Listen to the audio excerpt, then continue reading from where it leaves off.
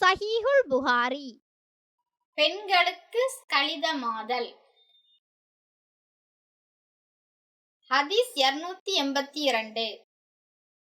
Abu தல்ஹாவின் மனைவி உம்மு சுலைம் நபி ஸல்லல்லாஹு அலைஹி வஸல்லம் அவர்களிடம் வந்து, நபி அவர்களே, நிச்சயமாக அல்லாஹு சத்தியத்தை எடுத்துச் சொல்வதற்கு வெட்கப்படுவதில்லை.